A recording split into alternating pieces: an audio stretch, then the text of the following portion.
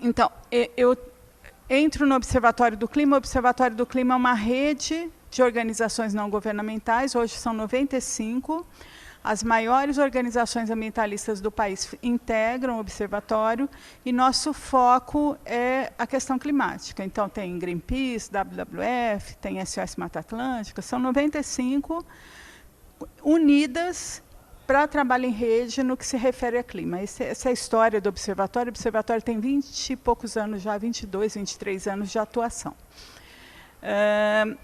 Assim que eu me aposentei na Câmara, fui para o Observatório e tenho trabalhado na questão de políticas públicas mais nacionais do que a discussão climática de Conferência das Partes. Eu até acompanho, lógico que eu acompanho, mas minha tarefa no Observatório é monitoramento de políticas públicas no plano nacional e proposição de soluções, e advocacy, judicialização. Eu sou da turma que está lá no Supremo brigando, às vezes, contra o governo. Então, o meu tema na academia também é políticas públicas, só que com foco bastante grande agora na questão climática. É isso que eu faço da vida. Só completando a apresentação, né? Meu marido disse que depois que eu me aposentei, eu estou trabalhando 3 vezes mais. Porque é uma demanda enorme de trabalho que você tem nesse tema específico, né? Então, no Observatório, nós construímos uma estratégia, estamos construindo uma estratégia desde um ano antes do final do governo Bolsonaro, que nós chamamos de Estratégia Brasil 2045. Qual é o pressuposto? O pressuposto é que, entre as grandes economias do mundo, o Brasil é o único país que tem condições de chegar ao status de país carbono negativo até o ano de 2045. Esse é o pressuposto. E nós trabalhamos em várias áreas temáticas, com muitos inputs técnicos para comprovar que isso é possível e para propor caminhos para como chegar a isso. Então, estamos trabalhando nisso desde a época da campanha presidencial, entregamos uma série de propostas aí para todos os candidatos, menos, claro, o Bolsonaro. E muita coisa do que a gente trabalhou foi incorporado pela equipe de transição. Tivemos um sucesso bastante considerável na assimilação das nossas propostas pela equipe de meio ambiente do governo de transição. E várias coisas estão acontecendo por aí. Então, minha função é sair acompanhando essa reconstrução. Então, o tema da palestra, quando o Alexandre perguntou, eu falei, bom, esse está mais ou menos exatamente isso que eu estou fazendo atualmente. Não está difícil de conversar com o pessoal, eu poderia ficar aqui horas, nós temos um espaço pequeno. Então, eu selecionei algumas coisas, principalmente um foco maior na questão climática. Eu não sei quantos de vocês têm conhecimento, estão acostumados, mas eu vou tentar dar o destaque que eu acho que é devido à questão climática, né? Nós acabamos de passar pelo mês de julho mais quente da história que se tem registro, né? Os eventos extremos estão, para qualquer um que abre redes sociais, que lê jornais, né? Todos os dias, em todos os lugares, né? Então, a crise climática está tão presente que eu acho que a gente tem que dar eu não gosto de assumir um tom assim, de catástrofe. Eu procuro sempre trabalhar nas soluções, né? A gente provavelmente não tem como evitar... A crise já está posta. Não temos como evitar muita coisa, mas temos como minorar, né? E trabalhar para que a situação fique suportável, vamos dizer assim, né? E é isso que nós temos que fazer, né? E as diferentes políticas públicas têm que ter esse olhar. Então, um pouquinho que eu vou trabalhar aqui com vocês. Vamos lá. Eu trouxe só para... São 2 slidezinhos só, pegando um pouco da desconstrução, né? Nós estamos falando em reconstrução. Então, passando um pouquinho na desconstrução, eu trouxe uma classificação, não sei quantos de vocês estão acostumados com ela, o pessoal que trabalha com a teoria de policy dismantling, principalmente o Bauer e seus parceiros, eles classificam os desmontes de políticas públicas em desmonte padrão, que é aquele que você faz sem chamar atenção, você reduz a política social, a proteção do meio ambiente, e por aí vai.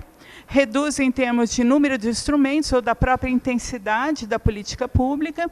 O desmonte por mudança de arena, você muda ou você descentraliza para estados e municípios, ou você muda de ministério. Por exemplo, no governo Bolsonaro, isso aconteceu bem claramente no cadastro ambiental rural, que foi tirado do Ministério do Meio Ambiente e passado para o Ministério da Agricultura, né? E é uma ferramenta importantíssima de gestão de toda a política agrícola, da política agrária, da fiscalização ambiental. Hoje o cara é central. Com todos os problemas que ele tem, ele é central. E ele foi deslocado de Arena. Em cada um desses tipos, tem exemplos para dar no governo Bolsonaro. Tem ação simbólica, quando a questão fica mais na narrativa do que qualquer outra coisa. Tem algumas até bem gozadas. Por exemplo, o presidente Bolsonaro falou que acabou com a queima de equipamentos pela fiscalização do IBAMA, né? Na verdade, diminuiu o número de operações em que isso ocorre, mas ele nunca revogou.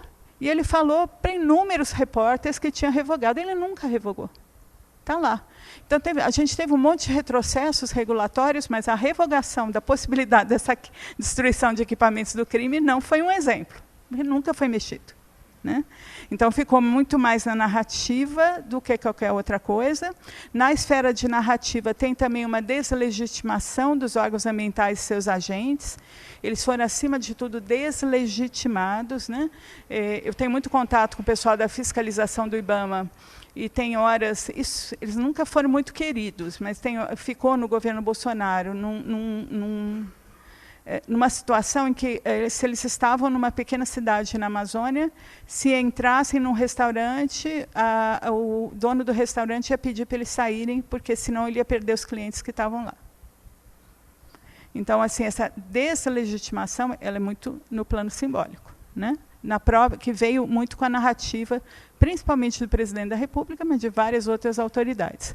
E, por fim, o desmonte ativo, que é o mais claro. Quem analisou, tem vários textos analisando o governo Bolsonaro a partir de policy dismantling em várias áreas de políticas públicas, e o ativo é o mais característico. É intencional, é planejado, é premeditado, ele é organizado, na verdade, o desmonte, né? Então, a gente tem uma situação de vários tipos de desmonte, que, em meio ambiente, talvez seja uma das áreas que atingiu o ápice, né? Você tem desmontes regulatórios de centenas, que pegou centenas de atos normativos, gente, centenas mesmo. Tem alguns cálculos. Nós, no observatório, a gente trabalhava com cerca de 150 desmontes normativos mais importantes, mas tem uma organização aqui do Rio, o Instituto Talanoa, que mapeou mais de 400. Então, e atos, o desmonte regulatório é principalmente no plano infralegal, as boiadas do ex-ministro Salles, né? Eles estavam com dificuldade de conseguir o desmonte no Congresso Nacional, por desorganização mesmo do funcionamento do governo Bolsonaro no Congresso, por inexperiência, são trapalhões mesmo. Editavam medidas provisórias, a medida provisória perdia o prazo, passava 120 dias, não conseguiam aprovar. Então, pegaram, por exemplo, todo o dinheiro da conversão de multas e botaram na mão do ministro Salles. Essa medida provisória caiu por decurso de prazo, né? Então, teve uma resistência muito grande da sociedade civil no que estava no Congresso. A gente fez campanhas e campanhas contra o pacote da destruição. Inclusive, colocamos 50 mil pessoas na esplanada, lá no show do Caetano Veloso e seus parceiros, contra o pacote da destruição. Então, no Congresso, eles estavam com dificuldade. E passaram a fazer o desmonte em decreto, instrução normativa, portaria, no plano infralegal, nas boiadas, né? Mas, só como exemplo de regulatório, eles extinguiram o comitê orientador e o comitê técnico do Fundo Amazônia, e com essa extinção o dinheiro ficou lá depositado. O Fundo Amazônia é uma conta corrente no BNDES, que fica rendendo lá aplicações, mas na época eles tinham eram 3,3 bilhões de reais, que ficaram uns 4 anos parados no governo Bolsonaro, sem uso, só depositados, porque eles tinham extinto o comitê orientador e o comitê técnico do fundo. Então, por meio... naquele ato que saiu extinguindo um monte de órgãos colegiados, isso entrou no meio. Só um exemplo. Eles paralisaram o plano de controle do desmatamento da Amazônia, o PPCDAM, fizeram mudanças no processo sancionador ambiental, isso pouca gente fala, que estavam levando à prescrição da maioria dos processos sancionadores do IBAMA, a maioria. Mudaram as regras, que tudo estava prescrevendo, assim, cerca de 60% dos processos, a tendência era a prescrição. Isso envolve, gente, bilhões e bilhões de reais. Bilhões. Só do que ia prescrever se o governo não tivesse alterado a norma agora, na entrada do governo Lula, a estimativa era mais de 18 bilhões de reais de prescrição, né? Então, tem uma série de mudanças nessa linha de regulação e tem o desmonte operacional, né? Deslegitima os órgãos ambientais, seus agentes, desqualifica os dados do INPE, faz questionamentos em relação à questão climática, se o homem é mesmo causador das mudanças do clima ou não. Eu não sou negacionista, mas não é o homem que causa, né? E vai por aí. Então, tem uma parte, paralisaram repasses do Fundo Clima, o Ministério do Meio Ambiente tinha a dotação e não repassou para o BNDES, isso deu uma ação na Justiça, que teve decisão do Supremo, gente, que foi a primeira decisão do Supremo falando a palavra clima, a DPF 708, a arguição de descumprimento de preceito fundamental número 708, que disse o quê? Que deixar dinheiro parado no Fundo Clima sem usar é inconstitucional, ponto. Tá? É isso. Se tem dotação, tem que transferir para o BNDES aplicar. Tá? É a primeira vez na história que o Supremo, numa decisão final, fala em clima. Essa ação repercutiu assim, mundialmente. Está todo mundo falando que o Brasil está com uma litigância climática ativa. Toda essa situação, gente, cresceu a judicialização. Judicialização para meio ambiente, para clima especificamente. O Brasil hoje está entre os países que têm mais litigância climática. Saiu recentemente, um mês atrás, um relatório do PNUMA, falando que, tirando os Estados Unidos, porque lá eles processam até a mãe, né? Torcer o pé na rua, já vai lá e processa a municipalidade, né? Eles têm esse hábito, né, cultural, né? Mas tirando os Estados Unidos, que é fora da curva, o Brasil, acho que é o 5º país já em judicialização climática, então o negócio está crescendo, está andando. Tá? Vamos lá. E aí pegamos uma situação de terra arrasada, a Política Nacional do Meio Ambiente, que foi institucionalizada em 1981, existe a Lei da Política Nacional do Meio Ambiente 6938 de 1981, final do regime militar. Ela que criou o Conselho Nacional do Meio Ambiente, o CONAMA, o Sistema Nacional do Meio Ambiente, composto pelos órgãos federais, estaduais, municipais que atuam no tema. Essa lei tem mais de 40 anos. E ela não que ela funcionasse como uma maravilha, gente, mas ela vinha sendo, a Política Nacional do Meio Ambiente, desde 1981, vinha sendo construída aos poucos, mas numa curva paulatina que nunca teve... Quer dizer, às vezes você pegava um presidente que piorava a situação, mas o geral da curva é uma curva de consolidação. E você pega no governo Bolsonaro e você rompe esse processo, né? Essa é a questão. Então, não que estivesse funcionando tudo como deveria, né? A gente tem dificuldade de dinheiro para a área de meio ambiente. Quem assume qualquer órgão ambiental, quando vê o orçamento que tem, senta no chão e chora, porque não tem dinheiro para nada, né? E nos estados e municípios, menos ainda, né? Então, a situação é ruim, mas você nunca tinha passado por uma situação de desfazimento, de rompimento grande, de deixar tudo em terra arrasada mesmo, sabe? Os órgãos sem pessoal, sem programas, políticas públicas paralisadas por 4 anos, sem dar um passo, né? Um passo.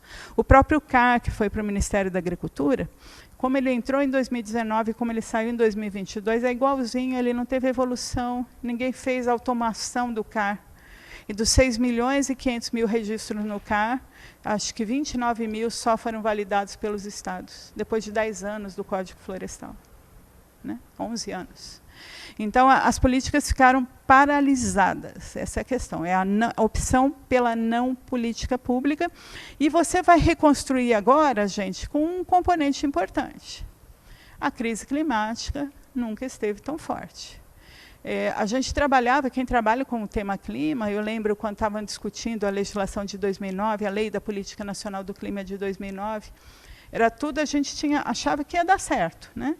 Que as conferências anuais lá da Convenção Quadro sobre Mudança do Clima iam chegar a resultado.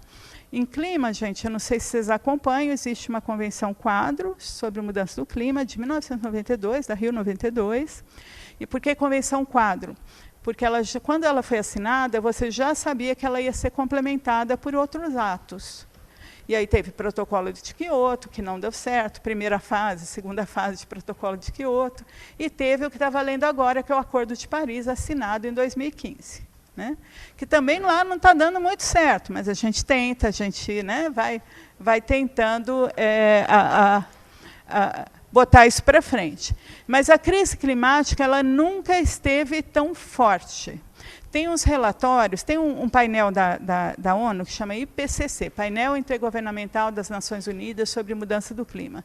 São centenas de cientistas do mundo inteiro, tem alguns brasileiros conhecidos, a professora Thelma Krug quase virou presidente do IPCC agora, foi a segunda colocada, a gente na maior torcida, né, porque além de brasileira era mulher, né, então está todo mundo torcendo.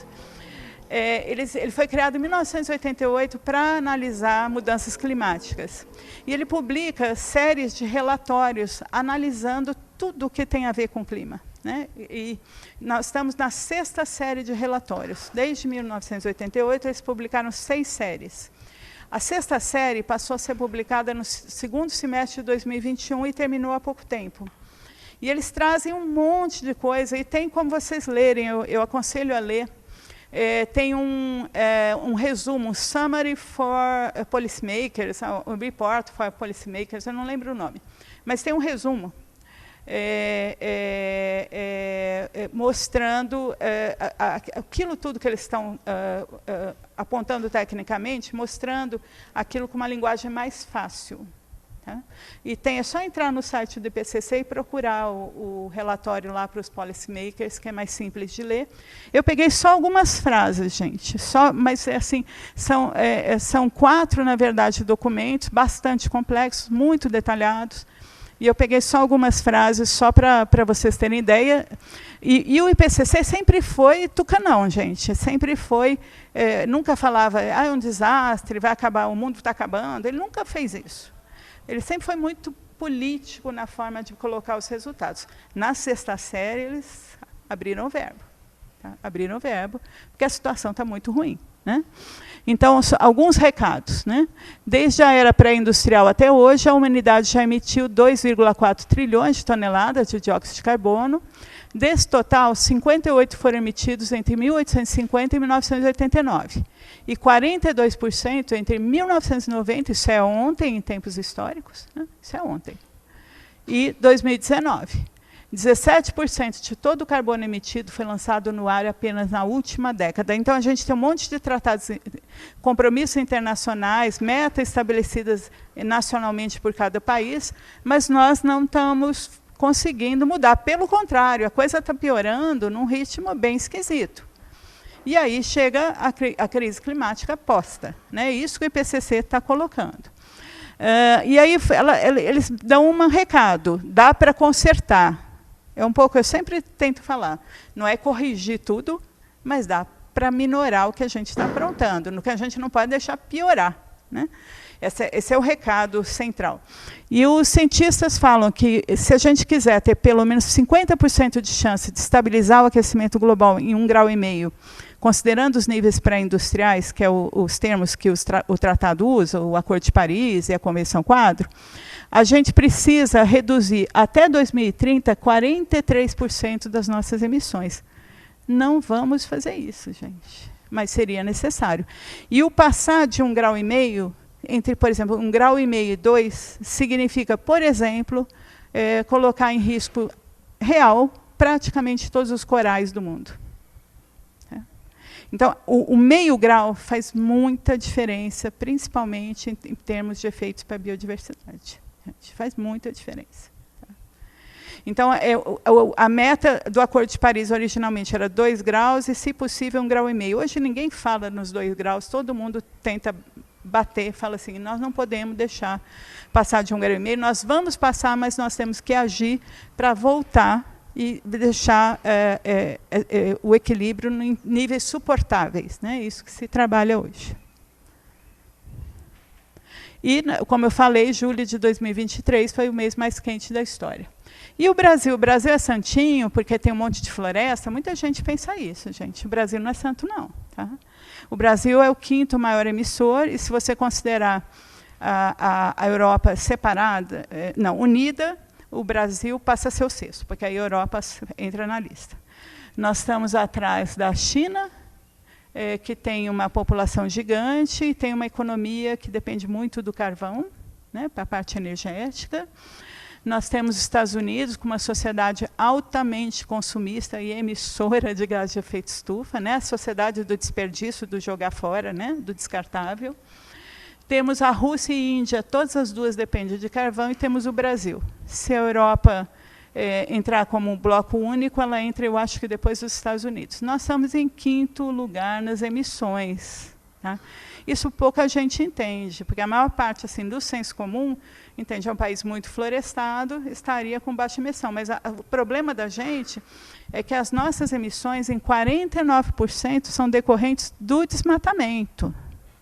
O nosso quadro de emissões ele é brasileiro, ele é verde e amarelo. Tá? Então, o nosso setor de energia pega 18% só. Tá? Não estou dizendo que é pouco, não estou dizendo que não importa, mas o nosso grande problema climático é desmatamento. A principal política pública que você tem que perseguir para controlar emissões, no caso brasileiro, é desmatamento. Se vocês pegarem os 10 municípios, no Observatório do Clima mantém o SEG, é um sistema SEEG, vale a pena entrar no site.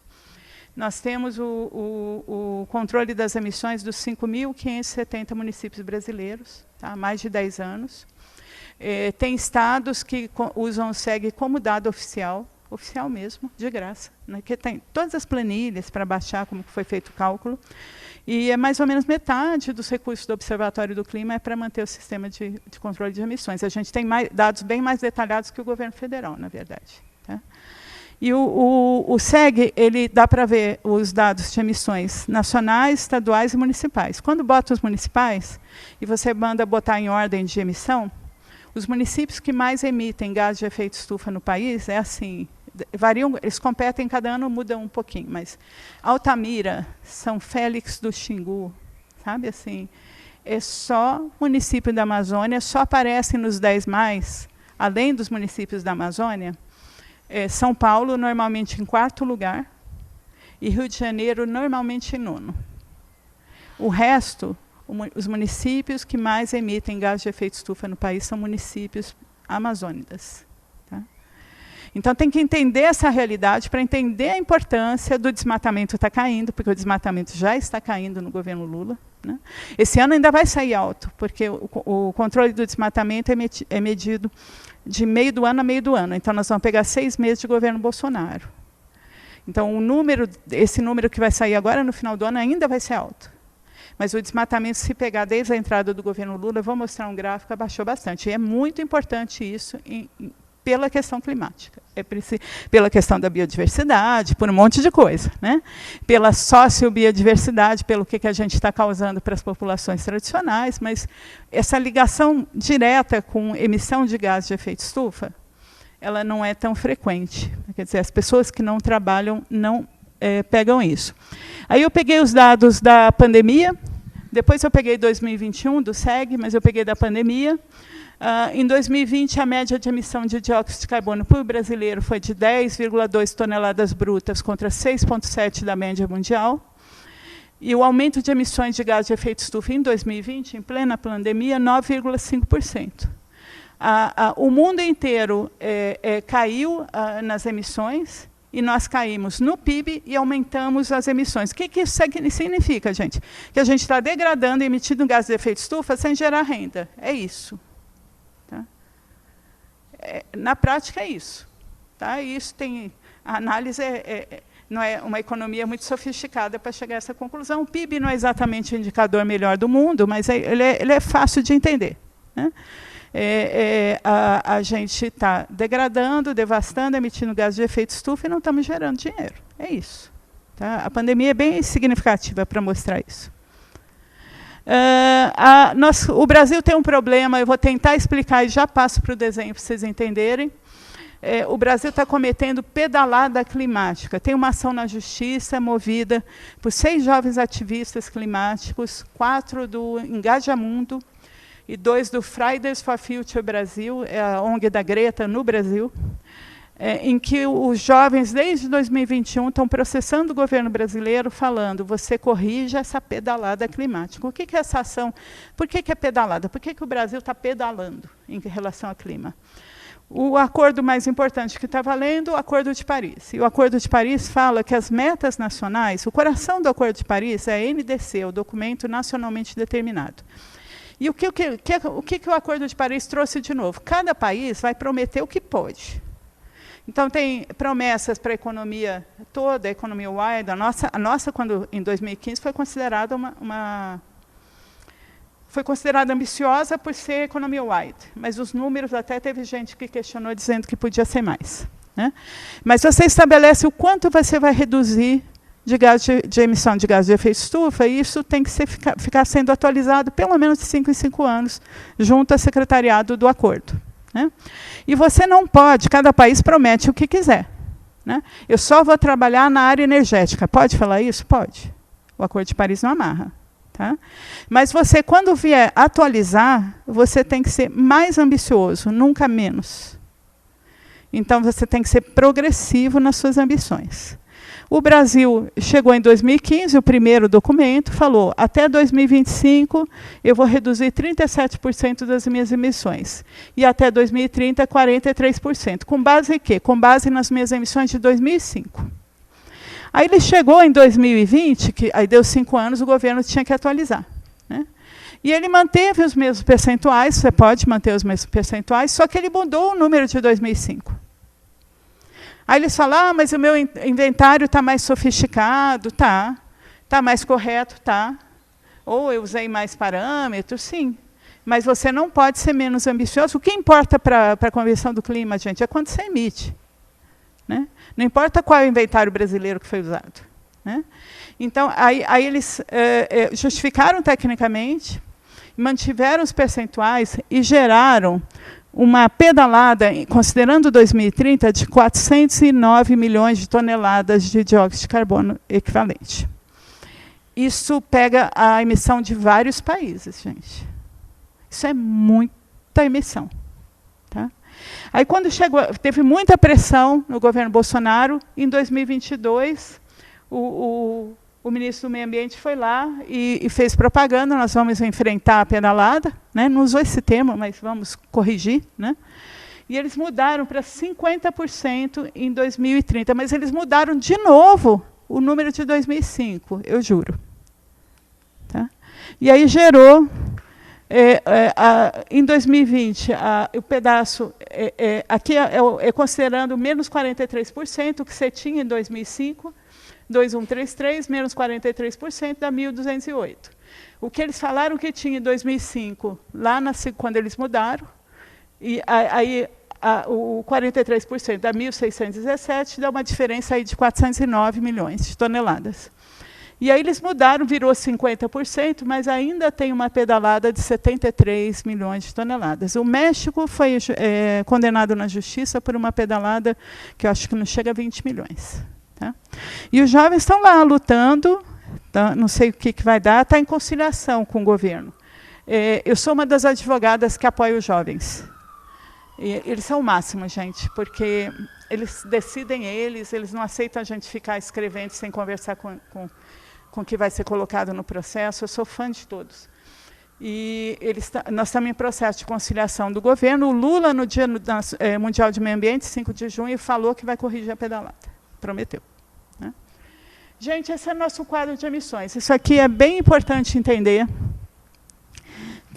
Isso é o primeiro figura que você pega no SEG, no sistema, aqui, Sistema de Estimativa de Emissões e Remoções de Gás de Efeito Estufa do Observatório do Clima. São umas 8 organizações do Observatório que mantêm esse sistema, os dados. O verde é mudança de uso da terra e floresta. Isso é desmatamento. O desmatamento, ele ocupa hoje, isso é dado de 2021, ele ocupa hoje 49% de nossas emissões. 49%. Tá? O amarelo é agro, o vermelho, energia, o marrom, processos industriais, e o azulzinho, resíduos, que até deu uma melhorada ano passado. E aí o que a gente tem de percentual? 49% no desmatamento, agropecuária com 25%, muito metano do gado, tá? Que dá, gado emite arroto, gado emite outro tipo de gás, bastante. Tá? E a gente tem uma quantidade de gado enorme no país. Tem como melhorar isso? Tem. É caríssimo melhorar isso? Não. Uma das medidas que tem que ser adotadas primeiro, gente, é rotação de pastagem. Rotação de pastagem se sabe fazer. Qualquer um que mora no campo sabe o que é rotação de pastagem. Né? Dar pasto novo para o gado comer e sair fazendo a mudança. Né? Ele fica num pedaço, depois vai para outro. Isso não é tecnologia de última geração. Né? Se fizer rotação de pastagem, melhora muito. Não soluciona, porque gado arrota. Né? E solta outros gases, mas melhora muito a questão do metano da agropecuária. Dá para exigir isso no financiamento da pecuária? Dá. É muito complicado, caríssimo? Não. Né? É uma das medidas da agropecuária de baixo carbono, né? do programa ABC. Tá? Então, gado FEM com 25%, com um número grande derivado da pecuária. Então, somando desmatamento com agropecuária, dá mais de 70% das nossas emissões são da área rural. Isso é uma característica completamente diferente de grande parte dos países. Tá?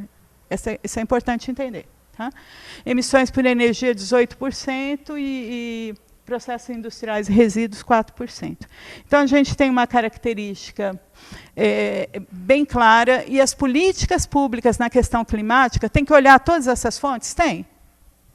Na reconstrução, no plano de transformação ecológica, eu estava chamando plano de transição ecológica, e o pessoal do Ministério da Fazenda me corrigiu essa semana passada, e falaram que eles estão chamando plano de transformação ecológica, que era para eu usar esse termo, eu estou usando. Né? Então, no plano de transformação ecológica, lá do ministro Haddad, liderado na parte financeira, pelos instrumentos financeiros, pelo ministro Haddad. Tem que olhar isso aqui, gente. Senão não adianta. Tem que olhar isso aqui. Você tem que enfrentar o seu quadro de emissões. Então, não adianta eu chegar lá e botar todos os recursos na área de energia. Eu preciso fazer isso? Preciso botar recurso em energia. Mas se eu não botar lá para a área rural, não vai melhorar.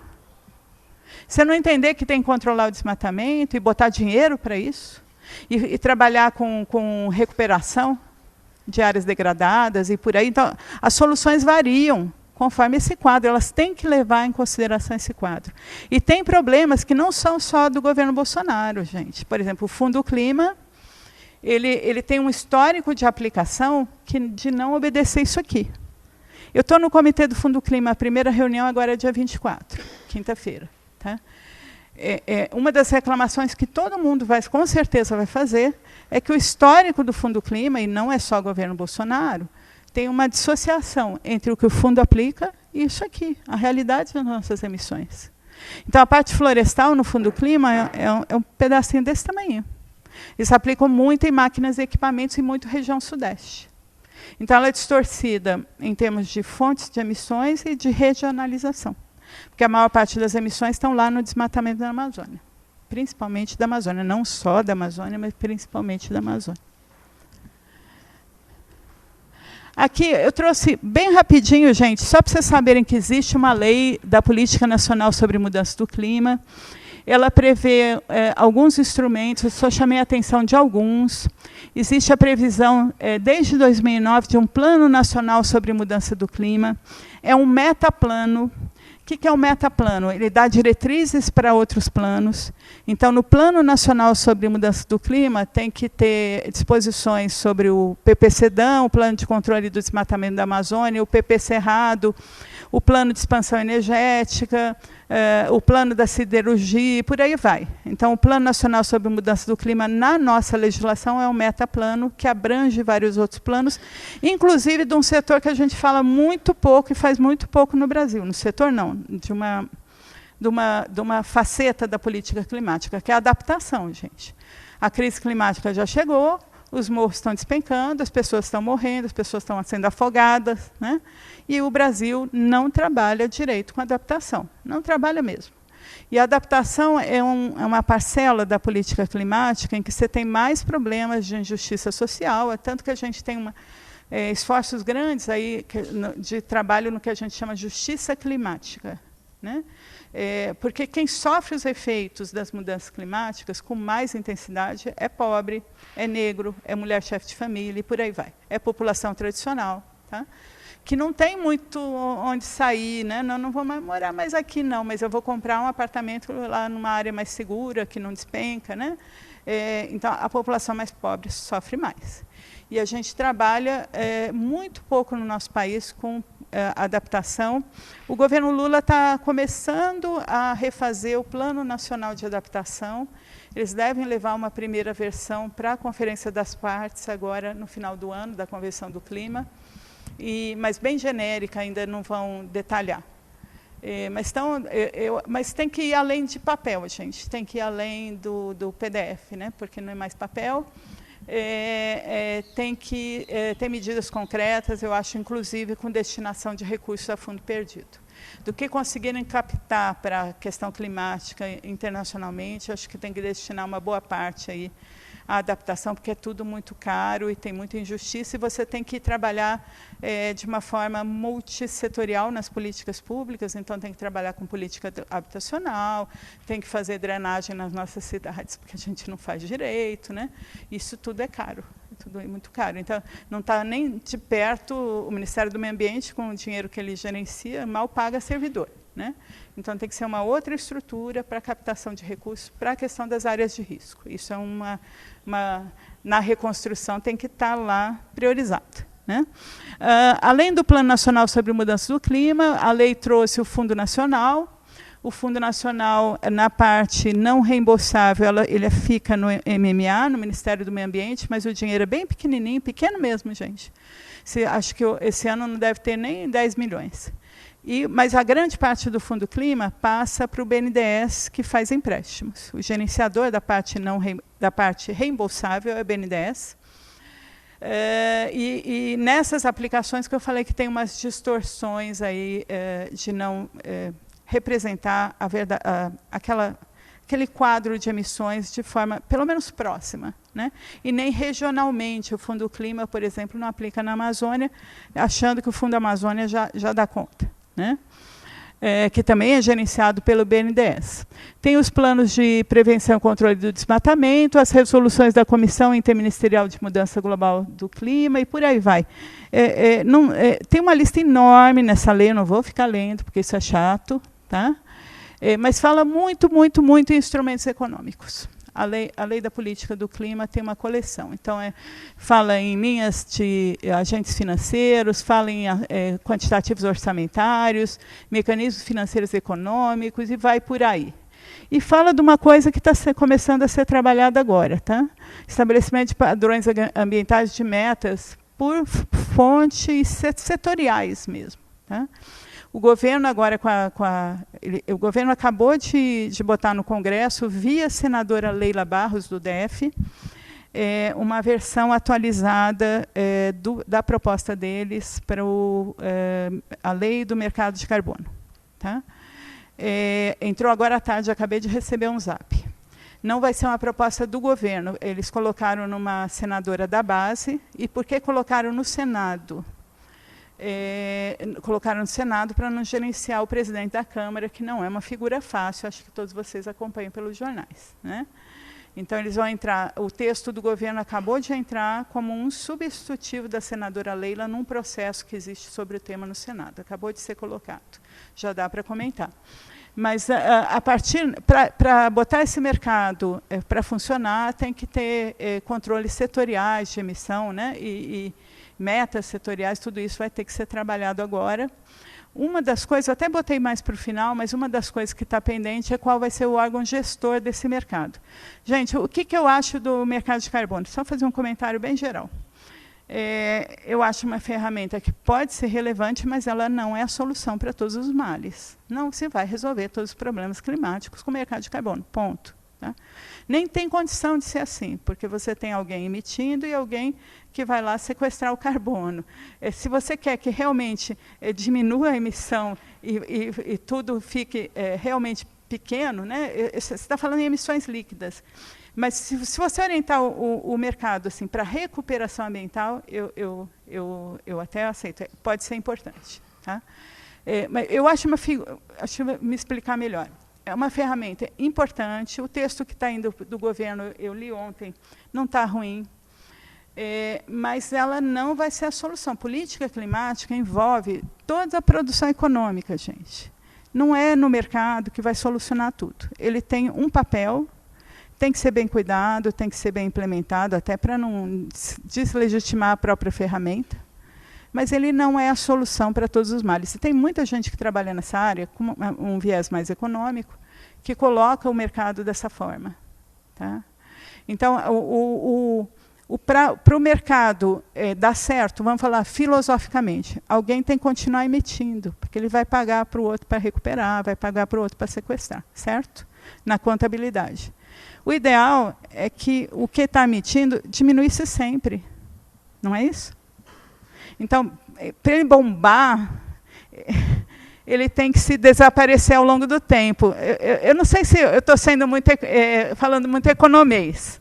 É como eu vejo. Né? Ele é importante, ele vai ajudar, mas realmente para bombar mesmo, tem que ter gente querendo comprar. E aí, então, a pessoa está emitindo. Né?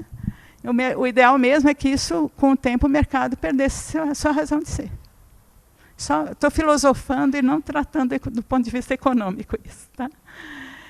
Mas eu sou da turma que não fica pichando, não sou contra a existência do mercado. Não, tá? Vamos lá.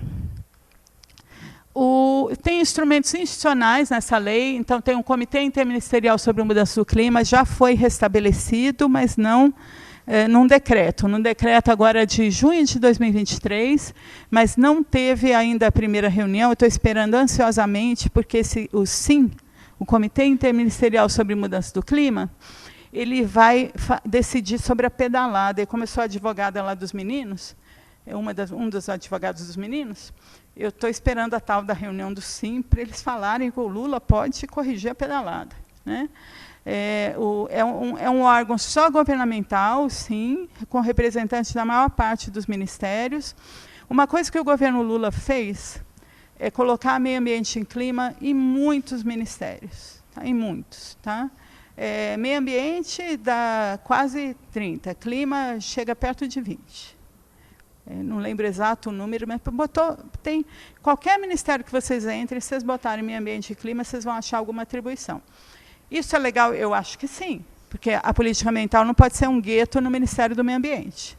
O Ministério do Meio Ambiente tem funções importantíssimas, tem que liderar muita coisa, mas não pode ser um gueto que o governo inteiro luta contra. Então, ao espalhar, eu acho que ajuda. Agora, é fácil gerenciar a governança complexa? Não. É fácil conseguir acordo com o Ministério das Minas e Energia sobre o petróleo? De jeito nenhum. Né? Então, assim, isso complica no dia a dia, mas é caminho necessário se a gente quer que a política ambiental tenha vida. Né? Eles não mudaram a legislação, mas nomearam o novo coordenador do Fórum Brasileiro de Mudança do Clima, que está reestruturando o fórum. Tem participação da sociedade no fórum. Então, tem uma governança que está em lei, e eles estão restabelecendo aos poucos. A gente não sabe muito bem a governança que vem com o mercado de carbono, do mercado regulado de carbono, né, que tem o mercado voluntário que já é aplicado. Pouco, mas é. A gente não sabe, como, por exemplo, quem vai ser o órgão gestor do mercado, da governança. Tá?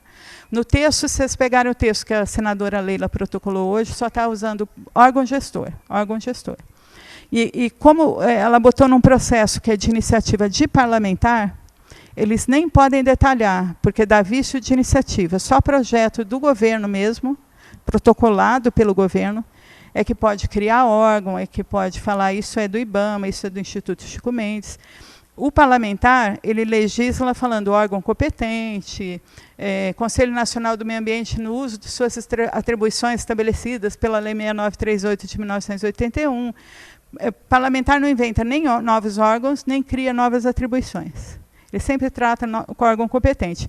E o texto que o Executivo deu para a senadora Leila está nesse sentido, porque eles preferiram, no lugar de encaminhar um projeto de lei assinado pelo presidente, pactuar com o Congresso para não ter problema. Então, ele está sem definição. Então, vai precisar de um decreto presidencial depois para falar. Eu não sei se vocês ouviram falar da Marina, que queria criar a autoridade climática. Eu não sei se ela vai conseguir. Provavelmente não, não sei. Tem que ver. Mas tem gente que acha que a ciência e tecnologia tem que ser mais forte. Tem gente que acha que o pessoal da área de finanças, de títulos mesmo, de valores mobiliários, que tem que ser mais forte nessa história. Né? Então, tem uma indefinição ainda da governança do que está sendo estabelecido de novas ferramentas. No caso, o mercado. Aqui é um decreto que regulamenta a lei da política do clima, que deixa claro que ele é um metaplano. Então, ele bota no próprio Plano Nacional sobre Mudança do Clima, o PPCDAN da Amazônia, o PP Cerrado, o Plano ABC da Agricultura, e também todos os planos de adaptação, tudo isso faz parte do Plano Nacional sobre Mudança do Clima. O Observatório do Clima tem uma ação na Justiça Federal do Amazonas, a gente exigiu do governo Bolsonaro que o governo Bolsonaro fizesse um plano nacional sobre mudança do clima atualizado às novas realidades lá do IPCC, em 2021 isso. Esse processo também vai para a conciliação agora com o governo Lula, a gente já pediu essa conciliação. E nesse processo vão ser estabelecidas metas setoriais também, nessa conciliação. O governo Bolsonaro revogou isso, o governo Lula tem que voltar. O Plano Decenal de Expansão de Energia não está mais no Plano Nacional sobre Mudança do Clima, isso foi revogado. Tem que voltar. Tem que fazer um jabuti em algum decreto e botar o inciso 3 do artigo 17 e voltar com o plano decenal. Aqui o Fundo Nacional sobre Mudança do Clima, eu já falei, tem uma parte reembolsável, o BNDES empresta, e uma parte não reembolsável, que é gerida pelo Ministério do Meio Ambiente com pouquinho dinheiro. Agora, tem uma coisa interessante, gente, só para passar.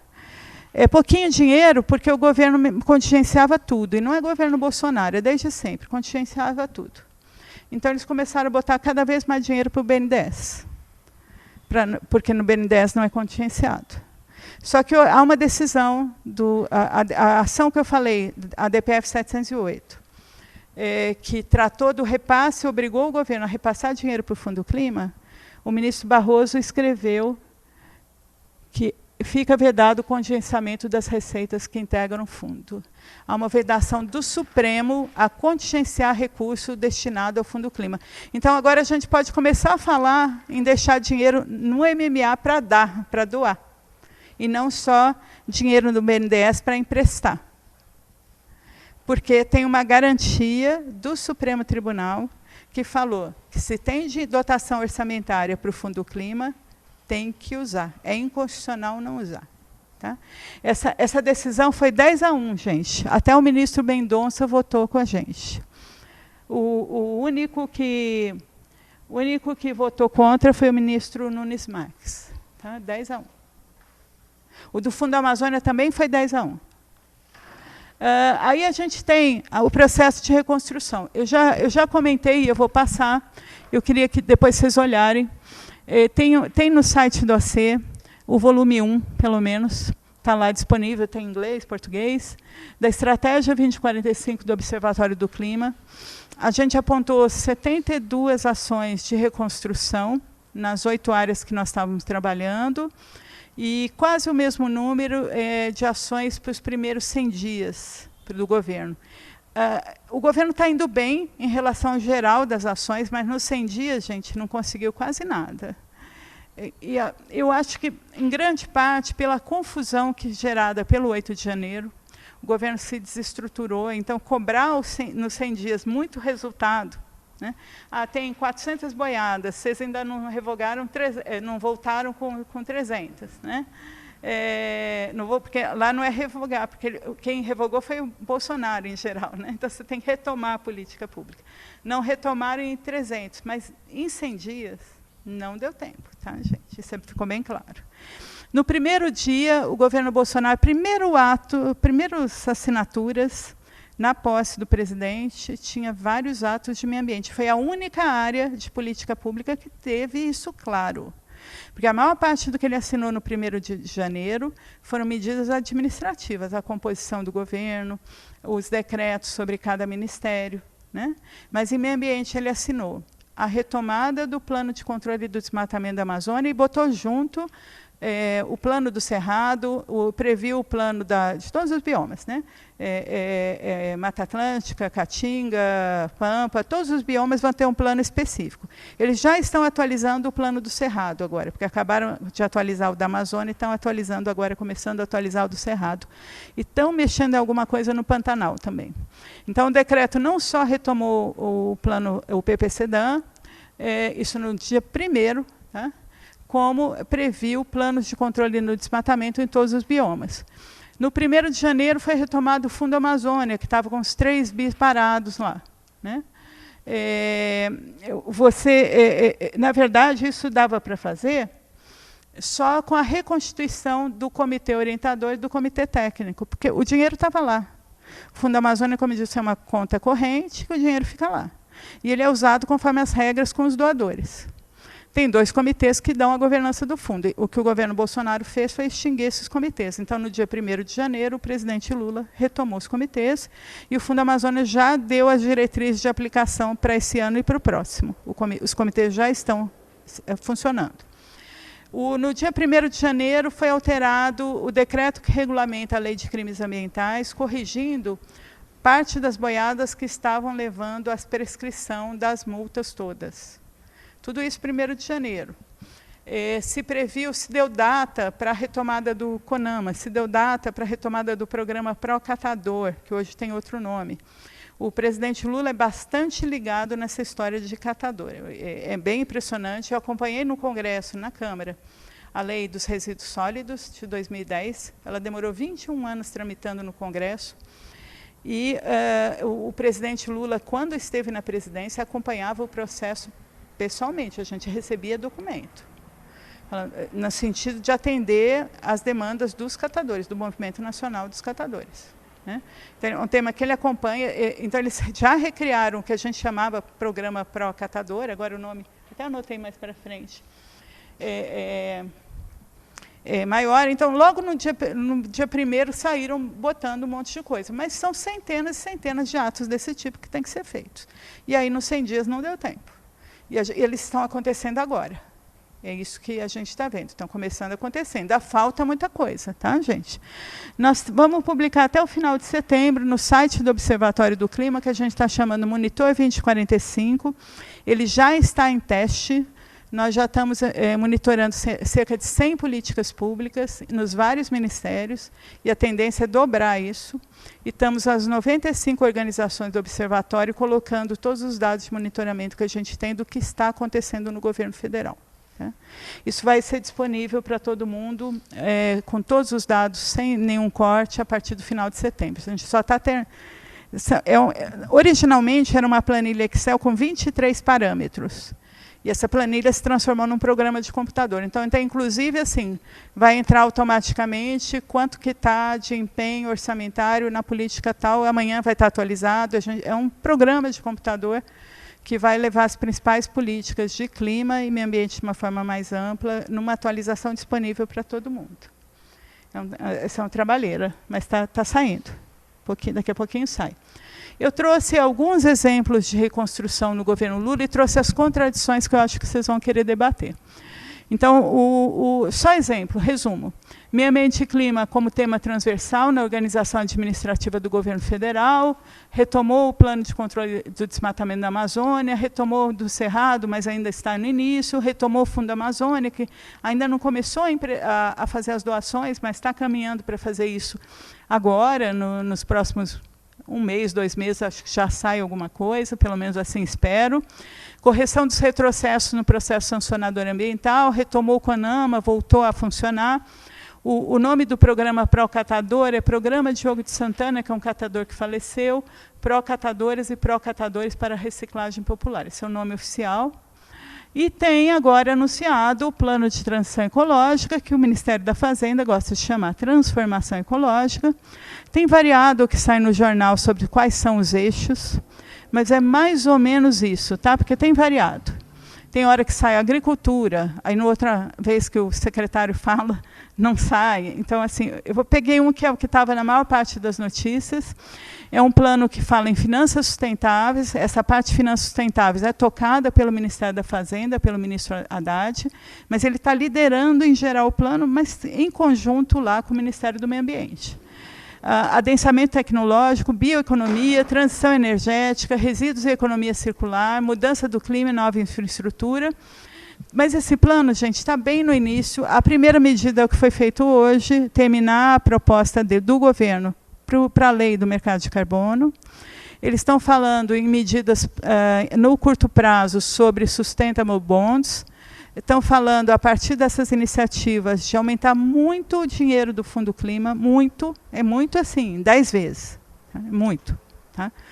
O Fundo Clima fala em centenas de milhões, ele vai contar bilhões agora. Essa é a ideia do Ministério da Fazenda.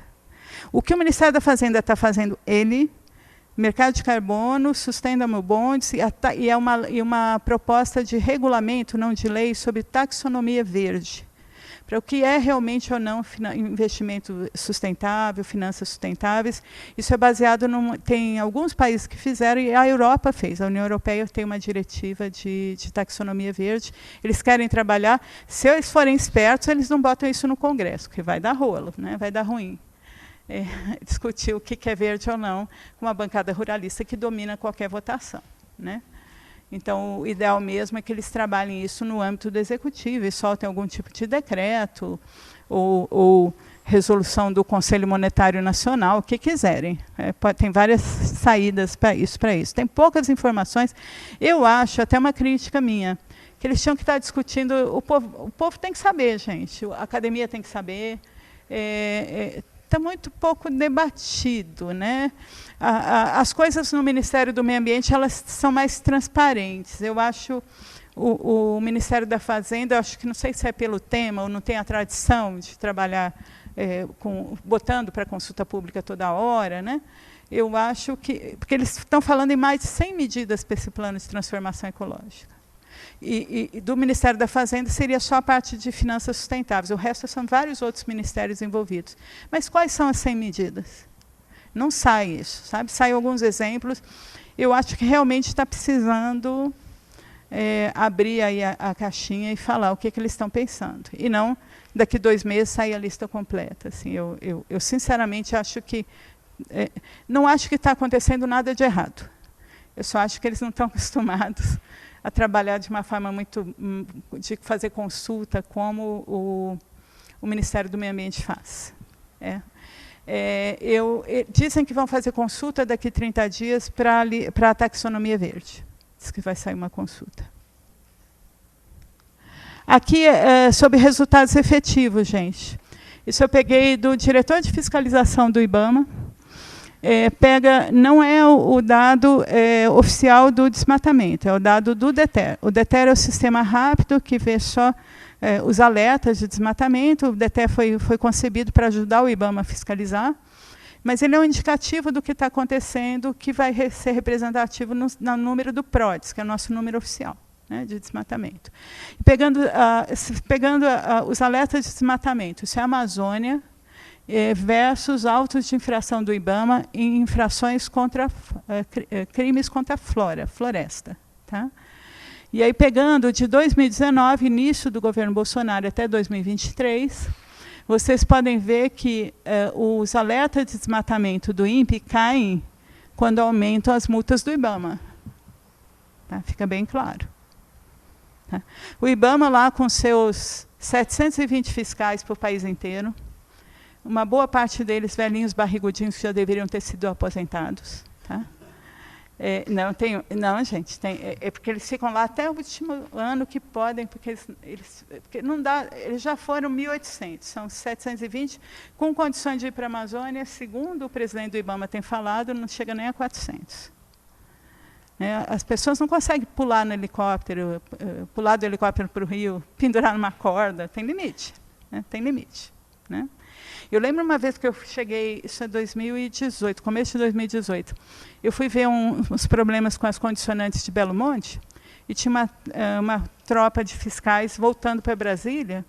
Eles me chamaram de menina o tempo todo, e eu tenho 61 anos, gente. E eles tinham condições de me chamar de menina, porque eram mais velhos que eu. Então, o negócio é assim, tem uns que já não dão conta. Né? Ainda bem que eles estão lá, porque pelo menos ajudam. Tá? Vamos lá. Mas é isso, gente. O IBAMA, com seus 720 fiscais, que tem que atender 1.200 operações de fiscalização no Brasil inteiro. Lá, o agrotóxico no Rio Grande do Sul. Tá? Pesca no litoral do Nordeste e ir para a Amazônia. Mesmo assim, quando o IBAMA está em campo, multando, o desmatamento da Amazônia cai. Aqui, eu só falo nisso, aí eu deixei para o final, ultimamente, nos últimos 6 meses, eu só falo nisso, mas Alexandre sabe que eu estou envolvida nisso já tem anos, né, Alexandre? Anos. Contradições. Eu trouxe 2 contradições. Eu acho que, pessoalmente, eu acho que as contradições que o governo Lula tem assumido, é minha leitura, um discurso ambientalmente correto, uma preocupação com a questão climática. Ele tem mesmo que sair catando dinheiro lá fora para ajudar. Ele reconstituiu as principais boiadas, tem muita coisa para fazer, mas está andando. Né?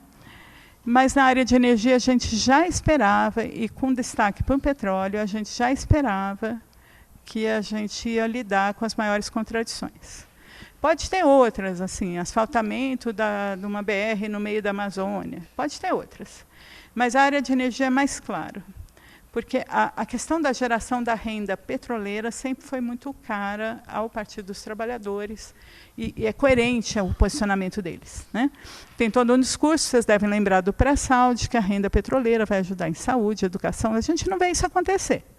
Mas esse discurso existe e ainda está presente em lideranças importantes do governo. Né? Então, a gente já esperava. O que aconteceu em relação à Foz do Amazonas, gente, ou margem equatorial? Aqui está um mapa, de uma boa reportagem, é um blog que chama, da Eliane Brum, que chama Sumaúma.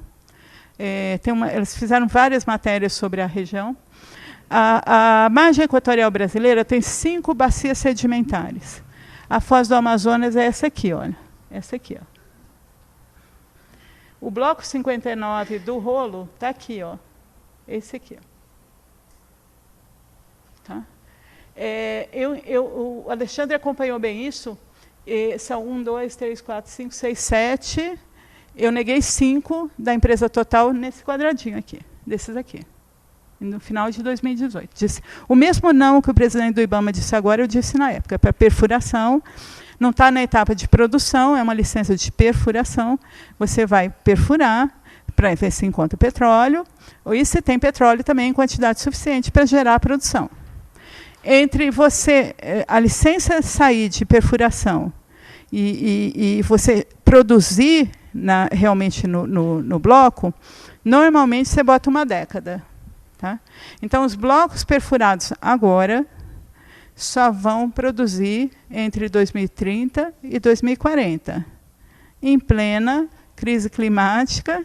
E o que a gente tem que fazer até 2030, gente? Diminuir todas as nossas emissões. Né? Olha lá o IPCC falando, 43% até 2030. E a gente o que vai gerar de dinheiro, de royalty, é depois desses 10 anos. Tá? Então, se criou um AUE sobre uma negativa de perfuração. Eu peguei os números entre 2007 e 2021. O IBAMA autorizou quanto que era? 2.100 e poucas perfurações. Então, ele deu mais de 2.000 licenças de perfuração no offshore, gente, no mar. Está negando uma. Tá? E deu um auê quase... o presidente do IBAMA, que eu saiba, está seguro, porque a Marina gosta muito dele, ele é uma pessoa muito correta, muito ligada à área, e não é radical, nunca foi. Era um deputado conhecido por fazer acordos com os ruralistas, por tentar posições intermediárias, nunca foi uma pessoa com posição radical. E ele falou, não dá, não vou dar licença. Né? Quais as razões? Bom, basicamente, as mesmas razões que me levaram a negar os 5 blocos em 2018. É uma área que não foi objeto de avaliação ambiental de área sedimentar, que é uma visão regionalizada sobre cada bacia, em que você mapeia o que pode ser objeto de que área que pode ser ter produção de petróleo, qual área é vedada e qual área fica em moratória para estudos futuros. Em tese, você só deveria colocar em oferta pública aquilo que foi objeto de avaliação ambiental de área sedimentar e foi classificado como área apta à produção. O Brasil tem uma portaria interministerial, é muito frágil em termos normativos, desde 2012, desculpe, 10 anos, 11 anos. Que prevê a AAS, 3 As e Ss, mas ela não chega a ser uma obrigação 100%, porque a própria portaria fala que, enquanto não houver a AAS, você pode consultar os órgãos ambientais, eles falam se tem algum problema mais grave, e é isso que tem que ser feito, tem sido feito. Mas mesmo quando os órgãos ambientais falam tem coisa mais grave, a ANP, mesmo assim... ou o próprio presidente do IBAMA, no caso do governo Bolsonaro, deixa botar em oferta pública. Aconteceu isso num bloco perto de Abrolhos, em que a equipe falou nem pensar, e o presidente do IBAMA, do período Bolsonaro, peitou e deixou colocar em oferta pública. Em Abrolhos. Vocês acham que algum empreendedor vai comprar um bloco em Abrolhos? Você acha que o IBAMA tem alguma chance de dar essa licença algum dia? Não, nem no final do mundo o IBAMA vai dar uma licença de perfuração em Abrolhos, gente. Não existe essa possibilidade. Né? Então, deveriam ocorrer avaliações ambientais de área sedimentar, elas não ocorrem, isso é um problema dessa área. Tem um problema, no caso dos que eu neguei, tinha um problema sério com o plano de emergência individual. Na época era Total o empreendedor, e hoje eles venderam para a Petrobras, e a Petrobras reiniciou esse processo de licenciamento. Dos 5 blocos, ainda está em curso. Mas, na época, eles não demonstraram como eles iam gerenciar o plano de emergência em caso de acidentes. E esses blocos são muito próximos da Guiana Francesa. Eu lembro que os blocos, no processo que eu trabalhei, o óleo chegaria em cerca de 6 horas. A maior parte da corrente é nesse sentido aqui, ó, e forte. Então, o óleo chegaria em menos de 6 horas no mar da Guiana Francesa, com poucas possibilidades do empreendedor conseguir gerenciar o acidente. Tem um outro problema que existe, que eles chamam Grande Sistema Recifal Amazônico, que pega essa região. É uma área de alta biodiversidade, pouquíssimo estudada, que nós temos nessa região, e que os técnicos pedem para estudar sempre no processo, e você não tem retorno nesse sentido. Então, tem uma série de críticas, de senões, que são basicamente, se vocês olharem, está disponível, se botarem no Google, vocês vão achar o não do presidente, do Rodrigo Agostinho, ao Bloco 59. É muito parecido com o meu não em 2018, é bem parecido, na verdade, tá? Com maior ênfase que ele deu para a questão da avaliação ambiental de área sedimentar. Ele acha necessário, o ministro Marina tem defendido isso. Gente, são 5 bacias, a Foz está aqui, Bacia do Pará-Maranhão, são os blocos em oferta, tá? Que estão em amarelinho. Mas o mapa é só indicativo, já digo o número.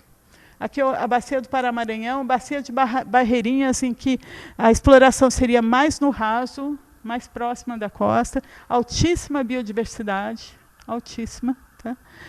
Bacia do Ceará e Bacia Potiguar. Então, são 5, isso aqui é a margem equatorial.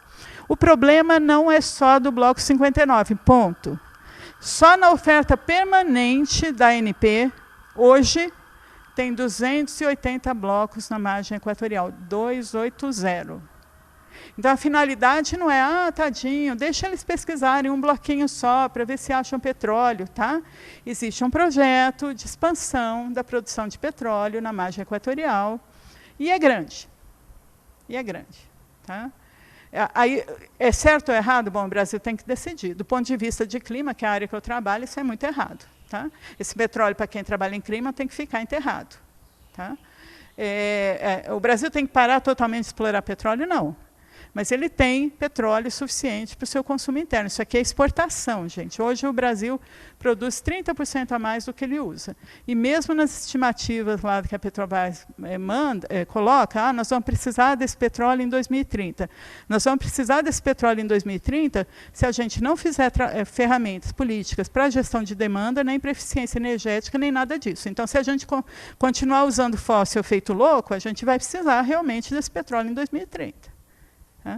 Mas a própria Agência Internacional de Energia fala que em 2030, para cada dólar investido em produção de petróleo, você tem que investir pelo menos 4 em energias limpas. E isso não é de um órgão verde.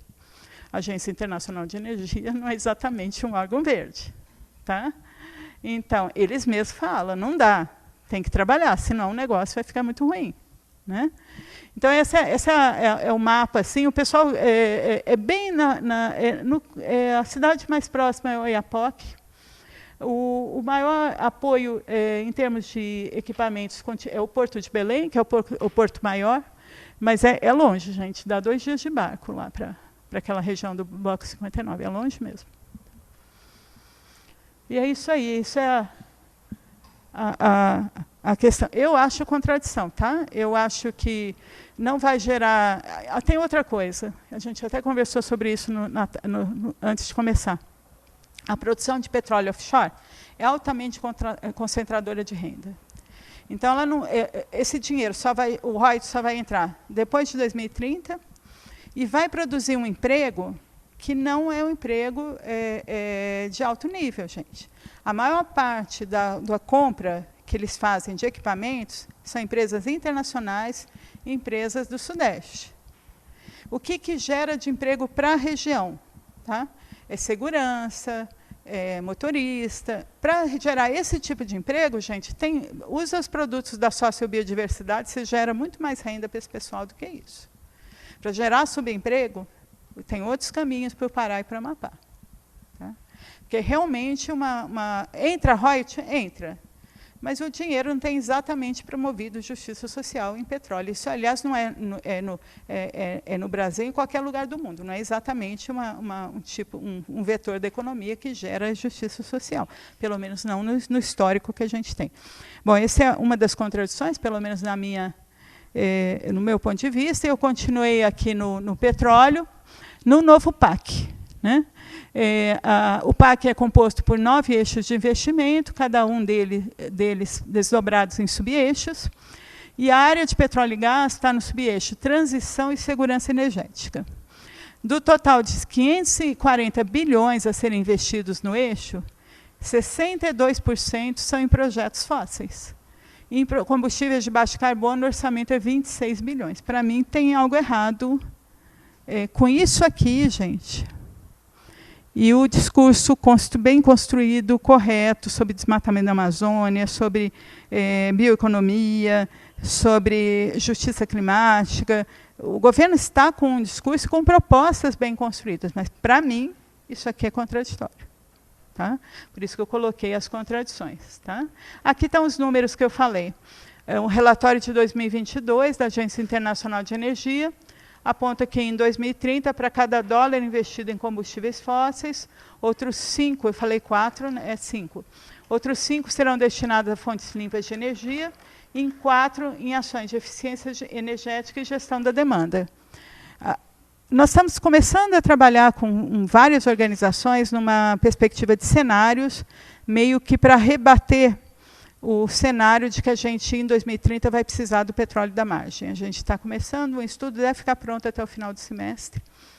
Mas o que realmente a gente sente nos números que apontam que precisa, é que eles não entram nem com a questão de eficiência energética, nem de gestão de demanda. É como se vai precisar, porque vai continuar fazendo a meleira que está fazendo agora. Só que a gente não tem mais espaço, não temos orçamento de carbono, né, para gastar, já gastamos. Né? Indo agora, sem ser contradição, no curto prazo, para vocês verem a complexidade, acho que termina nesse slide, a gente tem só agora, gente, só exemplo, tem muito mais que isso. Nós precisamos ter uma decisão sobre a realização de avaliação ambiental de área sedimentar na margem equatorial. Isso está na AGU, a Petrobras forçou e botou para a AGU, para a Advocacia Geral da União, e a Advocacia Geral da União vai falar que não é obrigatório, mas não é isso a questão é que os técnicos estão falando que é necessário tecnicamente. O Supremo já disse que não é obrigatório. Né? Ninguém está discutindo juridiquês, mas eles vão usar, né? Porque a AGU vai falar, olha, o Supremo já disse que não é obrigatório. Mas o que os técnicos estão falando? Eu preciso para tomar a decisão adequada. Né? Não é uma questão de advogado, é uma questão dos analistas do IBAMA, que o Alexandre sabe, são super preparados. Né? O pessoal de petróleo tem gente com um preparo muito impressionante. Eu acho, das equipes lá do IBAMA, talvez seja uma das mais sofisticadas.